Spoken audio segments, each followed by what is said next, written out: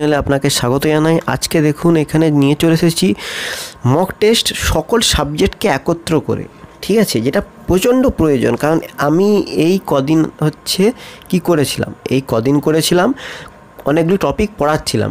আজকে আমি জিনিসটাকে বুঝাবো, প্লাস আমি একটা ছোট্ট করে আপনাদের একটু প্র্যাকটিস করিয়ে দেব, ঠিক আছে, বোঝানোর সাথে সাথে প্র্যাকটিস করিয়ে দেব, ঠিক আছে। কারণ দেখতে তো হবে আপনারা মানে কতটা কি আপনারা আয়ত্ত করতে পেরেছেন জিনিসটাকে। সময় নষ্ট না করে স্টার্ট করে দিচ্ছি, ঠিক আছে। দেখুন লেখা আছে computer teacher recruitment 2020 very important allrounder. আজকে হচ্ছে allrounder mock test with practice, ঠিক আছে। অ্যাট ফার্স্ট থাকবে কম্পিউটার রিলেটেড, ঠিক আছে। দেন থাকবে, এটা হচ্ছে কম্পিউটার রিলেটেড কোশ্চেন, দেখুন। দেন ম্যাথ রিলেটেড, তো এখানে দেখুন এরপর হচ্ছে ম্যাথ থাকবে।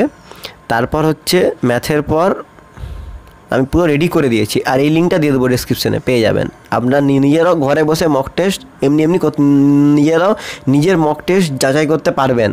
এটাই হচ্ছে আমার চ্যানেলের বৈশিষ্ট্য। দেখুন এটা হচ্ছে জিকে, ঠিক আছে। তার আগে রয়েছে ইংলিশ, দেখুন ইংলিশ। আমি আপাতত জিকে, ইংলিশ, ম্যাথ আর কম্পিউটারটা অ্যাড করেছি, আর HTML-টা, মোট 5টা পেপার আমি অ্যাড করেছি।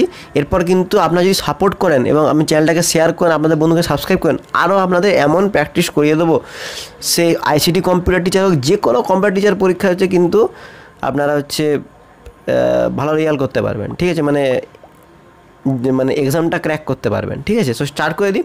At first computer related, at first question, IBM introduced the first 8-inch floppy disk in 1971 which could store, এখানে কোনটা হবে, which could store 100 KB, ঠিক আছে, 100 KB, ঠিক আছে। এরপর the storage capacity of a floppy disk is measured in কি হবে, MB, দ্যাট মিন্স মেগাবাইট। যেহেতু এখানে ফ্লপি ডিস্ক বলা হয়েছে, কিওয়ার্ডস আমি কিওয়ার্ড দিয়ে সবসময় পড়াই, ফ্লপি ডিস্ক, যেহেতু এখানে হবে MB, that means megabyte. The storage capacity of a hard disk is measured in, এটা কোনটা হবে, GB, দ্যাট মিন্স গিগাবাইট। এরপর হচ্ছে what is the suitable output device for CAE, CAD, CAM। আজকে আপনাদের কমেন্টের হোম টাস্ক রইল, কমেন্টে CAEর ফুল ফর্মটা লিখবেন, CADর ফুল ফর্মটা লিখবেন, CAMের ফুল ফর্মটা লিখবেন, ঠিক আছে। সো এখানে কোনটা হবে, plotters, printers, no printers, that means plotters হবে, ঠিক আছে। প্রজেক্টর হবে না, প্রজেক্টর তো অন্য জিনিস, ঠিক আছে। এরপর হচ্ছে next question, which of the following printer produce most noise produce করে কোনটা, সবাই জানে ডট ম্যাট্রিক্স প্রিন্টার, ডট বা ফুটকির দ্বারা হয়, এটা হচ্ছে রেলওয়ে টিকিটে ইউজ করা হয়, ঠিক আছে। এরপর to record and produce sound in a computer system you need, কী হবে, সবই মাইক্রোফোনও আমরা ইউজ করি, স্পিকারও ইউজ করি, সাউন্ড কার্ডও ইউজ করি। সাউন্ড কার্ড মানে হচ্ছে সেই আমাদের কম্পিউটার যে সাউন্ড কার্ডটা করা হয়, ওইখানে ওটাই এখানে মিন করতে চাইছে, কম্পিউটার বা ল্যাপটপে, ঠিক আছে। কারণ হার্ডওয়্যার হিসেবে তো থাকেই আমাদের, উফার বা সাব উফার থাকে, কিন্তু কম্পিউটারের মধ্যে একটা সাউন্ডের কার্ড থাকে, দেখবেন অনেকে রিয়েল টেক থাকে, অনেকে হচ্ছে ভায়া অডিও ডেক থাকে, ওগুলো হচ্ছে সাউন্ড কার্ড টাইপের, ইন্টারফেস করে, হার্ডওয়্যার সফটওয়্যার মধ্যে ইন্টারফেস করে। এবার হচ্ছে a cluster of red, green and blue diodes is driven together to form a full colour pixel in a cluster, red, green, blue, that means RGB graphics. RGB গ্রাফিক্সকে এক কথায় বলা হয় red, green, blue. এটা কী হবে, এটা অবশ্যই হবে LED মনিটর, কারণ LED মনিটর থেকে RGB গ্রাফিক্সের রুলটা চলে এসেছে, ঠিক আছে। এইটা অনেকটা বেনিয়া সহকলা একটা আছে না, আপনাদের যখন আপনারা পড়েছিলেন আলো চ্যাপ্টারটা, সেইখানের সঙ্গে অনেকটা রেফারেন্স পেয়ে যাবেন সেখান থেকেই। The temporary output of a computer system is called, temporary output কোনটা বলা হয়, সফট কপি আউটপুট। কারণ হচ্ছে টেম্পোরারি আউটপুটের সফট কপি, দুটো কপি থাকে। সফট কপি মানে যেটা আমরা টাইপ করে সেভ করে PDF আকারে রাখলাম, ওটা হচ্ছে সফট কপি। আর যেটা আমরা প্রিন্ট আউট বার করলাম ওটাকে বলে হার্ড কপি, ঠিক আছে। আর এখানে কী বলেছে, টেম্পোরারি আউটপুট, ওটাকে সফট কপি বলা হবে। টেম্পোরারি আউটপুট বলতে বলা হচ্ছে যেটা PDF করে রাখলাম, অনলি রিড করতে পারবো, সেখানে আমরা কিন্তু কোনো ইন্টারফেস করতে পারবো না, সেখানটা কিন্তু এডিট করতে পারবো না, ঠিক আছে। এরপর আসছে আমরা HTML এ, ঠিক আছে। HTML কিন্তু অনেক পড়েছি আর কি, HTML কিন্তু অনেকবার অনেকটা পড়েছি। আশা করি ভালো অ্যান্সার আপনারা দিতে পারবেন। একটু বড় করে নিই, ঠিক আছে, এ নিন। এরপর কী আছে, the body tag is used after. Body ট্যাগটা ইউজ করা হয় কার পর? দাঁড়ান, এইটাকে আপনাদের একটু প্র্যাকটিস করে করে পড়াবো। আমি একটু করি, দেখুন এখানে body tag is usually used for, ঠিক আছে। এখানে অ্যান্সার হবে, আমি বলে দিচ্ছি আগে, অ্যান্সার হচ্ছে অপশান ডি হবে, হেড ট্যাগ। দেখুন ইউজুয়ালি ইউজড ফর, এখানে কোথায় ইউজ করা আমি আগে জিনিসটা দেখিয়ে দিই। আপনারা ভুলে গেছেন অবশ্যই, দিন করেছিলাম। আমি পেনটা নিয়ে নিই এখান থেকে, নিয়ে নিলাম আমি আমার পেন। দেখুন আগে কী করতে হয়, এখানে কী লিখতে হয়, HTML, ঠিক আছে, HTML, ঠিক আছে। এরপর হচ্ছে হেড ট্যাগ ইউজ করা হয়, তো হেড ট্যাগ এখানে লিখলাম কিছু একটা, দিয়ে হেড ট্যাগ যখন আমরা শেষ করে দিই, হেড ট্যাগ তো শেষ করলাম, এখানে এইচ লিখে দিচ্ছি, হেড ট্যাগ শেষ করে দিলাম। এরপর কি করব, এরপরই তো বডি ট্যাগ ইউজ করি, এরপরই তো আমরা বডি ট্যাগ ইন্ট্রোডিউস করি, তাই না? ঠিক আছে, তাহলে আফটার কার পরে, হেড ট্যাগের পরে। তাই অ্যান্সার কি হলো এখানে,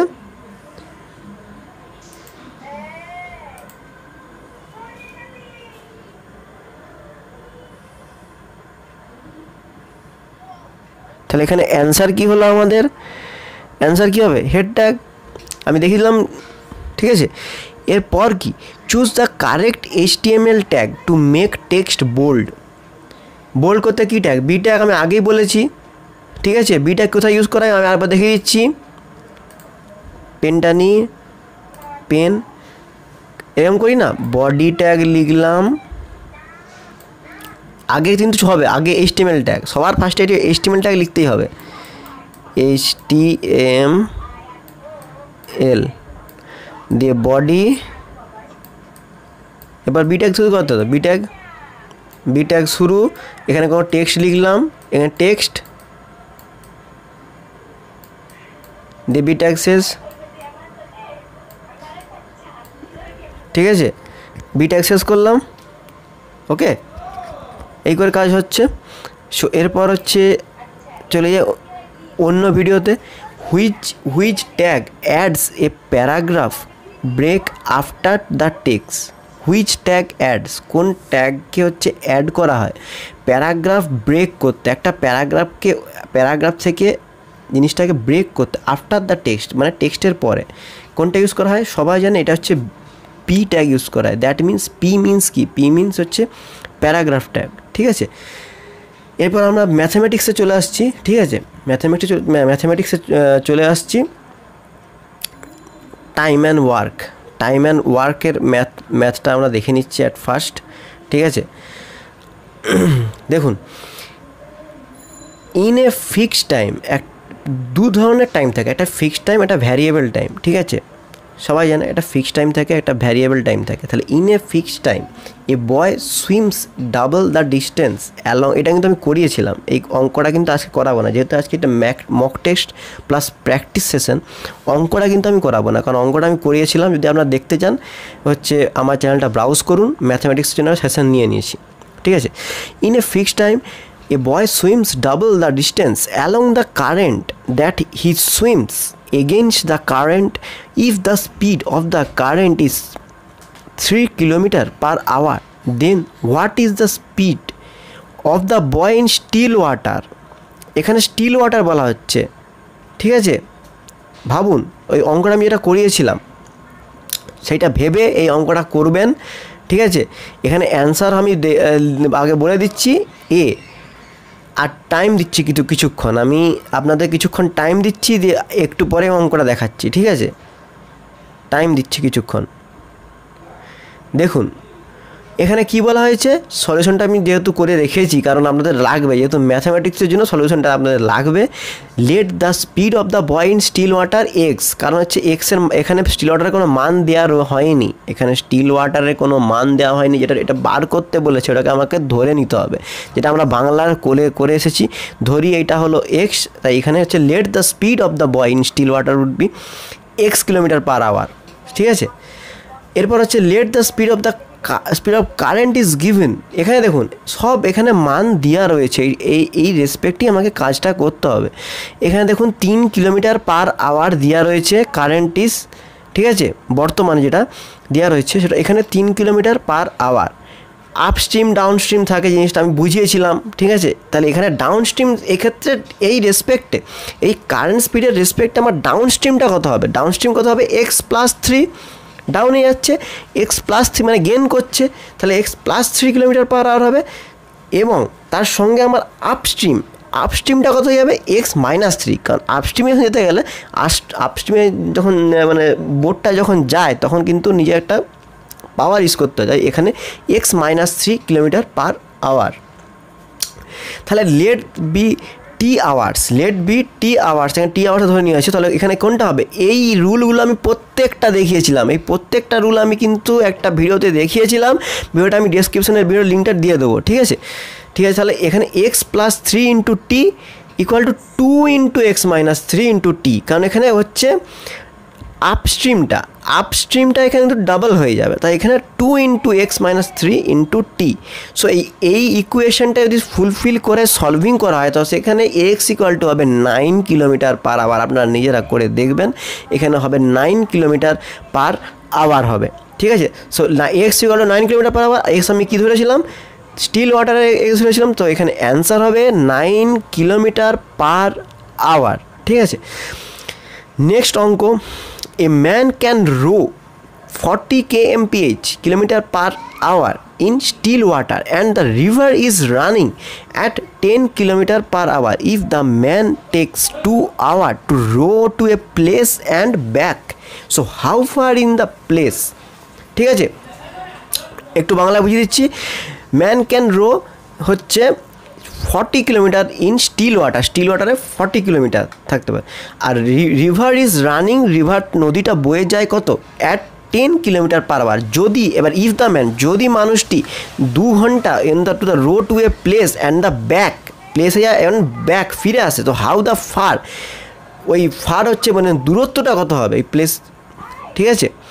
এখানে অ্যান্সার হবে বি, দ্যাট মিনস 37.5 কিলোমিটার, ঠিক আছে।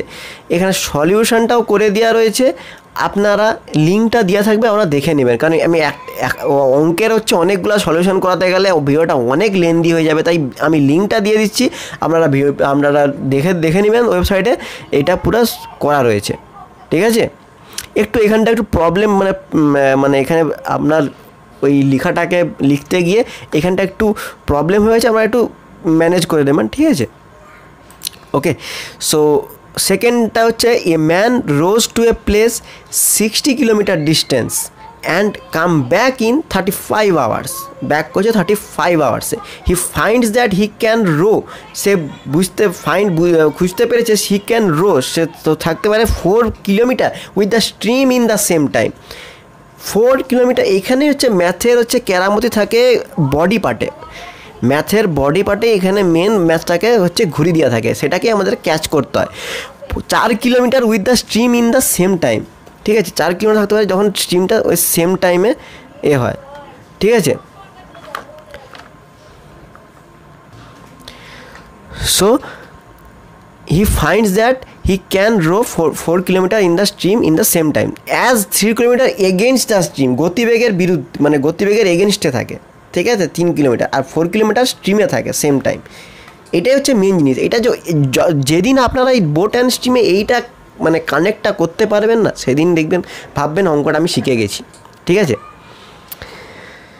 সো কী জানতে গেছে, in still water in stream, find the speed in still water in the stream, এখানে অ্যান্সার হবে হচ্ছে অপশান সি, এখানেও সলিউশন করা রয়েছে, আপনারা একদম সহজে করা রয়েছে, সলিউশনটা সূত্র সমেত সহজে আমি করে দিয়েছি, ওয়েবসাইটে গিয়ে সলিউশনটা দেখে নিন, কারণ বারবার একই অঙ্ক করাতে গেলে টাইমটা লেন্দি হয়ে যাবে, ঠিক আছে। সো সেরকম তিনের দাগের অঙ্কটাও ম্যাথটা আমি একটু এবার অমিট করে যাচ্ছি, ইংলিশ পার্টটাই চলে যাচ্ছি, বিশেষ করে ইংলিশ গ্রামার, ঠিক আছে।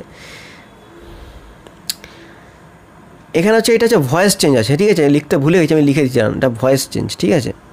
এটা হচ্ছে আমার ভয়েস চেঞ্জ, এটা হচ্ছে voice change,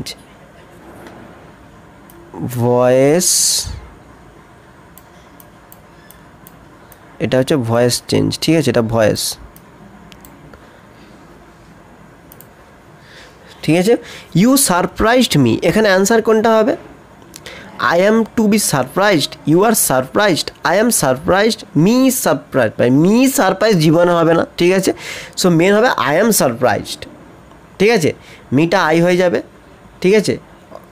subject plus main ভাবটা অবজেক্ট, এখানে হচ্ছে অবজেক্টটা সাবজেক্ট, তাহলে এখানে মিটা যখন সাবজেক্ট হবে তখন মি তো আই হয়ে যায়, আমরা ছোটোবেলা থেকে পড়ে এসেছি। আয়ের পর অ্যাম হয়, অ্যামিজারের মধ্যে মেন ভাবে আয়ের পর অ্যাম হয়, আর সারপ্রাইজটা হচ্ছে পাস্ট পার্টিসিপল ফর্ম হয়ে যাবে, তাহলে সারপ্রাইজড হয়ে যাবে, ঠিক আছে। এরপর হচ্ছে did you visit a zoo, so এখানে অ্যান্সার কোনটা হবে? D, was a zoo visited by you, ঠিক আছে। এরপর আছে the boys were playing cricket, answer হবে D, cricket was being played by the boys. এরপর হচ্ছে আমি ভয়েস চেঞ্জ, একটা মানে একদম সহজ একটা রুল আছে, ঠিক আছে, যেখানে আপনার যে রুলটা লাগিয়ে মানে একটা প্রশ্নবোধক বাক্যের জন্য একটা সহজ রুল আছে, বা প্রশ্নবোধক ভয়েস চেঞ্জের জন্য যেখানে ইফ যোগ করতে হয়, এমনি সাধারণ ভয়েস চেঞ্জের জন্য আছে, ঠিক আছে। ওগুলো আমি করিয়ে দেবো নেক্সট ভিডিওতে। আমি ভয়েস চেঞ্জ একটা পার্সোনাল একটা মানে ইন্ডিভিজুয়ালি ক্লাস নেব ভয়েস চেঞ্জের জন্য, আর তার সঙ্গে বোট অ্যান্ড স্ট্রিমের পার্টটাও আমি চালু করবো পরবর্তী ভিডিওতে, ঠিক আছে। সো এই পরবর্তী ভিডিওগুলো কিন্তু প্রচুর ইম্পর্টেন্ট হবে, ঠিক আছে, চ্যানেলের সঙ্গে থাকুন। এটা ডি হবে, cricket was being played by the boys. এরপর হচ্ছে who can questions Gandhi's integrity, এটা কি হবে? হু থাকলে বাই হুম সবাই জানে, তাহলে অ্যান্সার কোনটা হবে? বি হবে, যেটা হচ্ছে আমার সুটেবল এবং কমফোর্টেবল অপশান যেটা মনে হবে সেটাই হচ্ছে এর অ্যান্সার হবে। তাহলে by whom can Gandhi's integrity be questioned, যেহেতু এখানে কোশ্চেনটা পিপি মেন ভার্বের পিপি ফর্ম হয়ে যাবে, past participle form. I take exercise daily, so এখানে ক্ষেত্রে হচ্ছে প্যাসিভ কোনটা হবে? Exercise is taken daily by me, is taken, not are taken, not is being taken, not is been taken, is only is taken daily, ঠিক আছে। Then the surface feel smooth, এখানে answer কোনটা হবে? The surface when felt smooth, যখন আমি সেটাকে অনুভব করে মানে করতে যাই, when felt smooth, the surface E smooth when felt, এটা কিন্তু হতো, কিন্তু যেটা মানে শুনতে ভাল লাগবে, ঠিক আছে, যেটা অনুভব করতে ভাল লাগবে। হোয়েন ফেল্ট, সারফেসটা যখন আমি হোয়েন ফেল্ট করি তখন ওটা কী হয়? স্মুথ হয়, ঠিক আছে, জিনিসটাকে বুঝতে হবে, ঠিক আছে। এবার the boy laughed at the beggar, the boy laughed at the beggar, beggar মানে ভিক্ষুকে দেখে হাসছে ছেলেটা, তাই তো, তাহলে এখানে প্যাসিভ কোনটা হবে? The beggar was laughed at by the boy, the beggar was laughed at by the boy. বেগারটা হচ্ছে একটা হাস্যকর বস্তু, হচ্ছে কখন? ছেলেটির দ্বারা, বেগার ভিক্ষুকটা ছেলেটির দ্বারা হাস্যকর বস্তু হচ্ছে, বেগার কিন্তু লাভ হচ্ছে না। এখানে দেখুন আমার একটুখানের জন্য মনে হচ্ছিল এটা ভুল হয়েছে, কিন্তু ভুল নয়, এখানে বেগার ওয়াজ লাভড, ওয়াজ লাভড মানে কি? হাস্যকর হয়েছিল, অ্যাট বাই দ্য বয়, ঠিক আছে, হলো। তাহলে এর পরে হচ্ছে প্রিপোজিশনটা আমি নেক্সট ভিডিওতে করাবো, আর জিকেটা নেক্সট ভিডিওতে মক টেস্টটা করাবো। আজকে এই পর্যন্ত থাকবে, কারণ ভিডিওটা একটু বড় হয়ে গেছে, বড় হয়ে গেলে আপনাদের পক্ষে বোরিং হয়ে যায় আমি জানি। সো আজকে এই পর্যন্তই, দেখা হচ্ছে পরের ভিডিওতে হচ্ছে এইটাকেও চালাবো, মক টেস্টটাকে চালাবো তার সঙ্গে হচ্ছে বোট অ্যান্ড স্ট্রিম চালাবো, তার সঙ্গে হচ্ছে ভয়েস চেঞ্জ প্রিপোজিশন সব চালাবো একসঙ্গে, মানে উইথ প্র্যাকটিস। আমার এই ভিডিওতে উইথ প্র্যাকটিস হবে। আমি কিওয়ার্ড খুঁজে কিন্তু পড়াই, কারণ জিনিসটা কিওয়ার্ড খুঁজে পড়ালে জিনিসটা আরও সহজ হয়ে যায়, ঠিক আছে। সঙ্গে থাকুন, পড়তে থাকুন। Good bye and thanks for watching this video.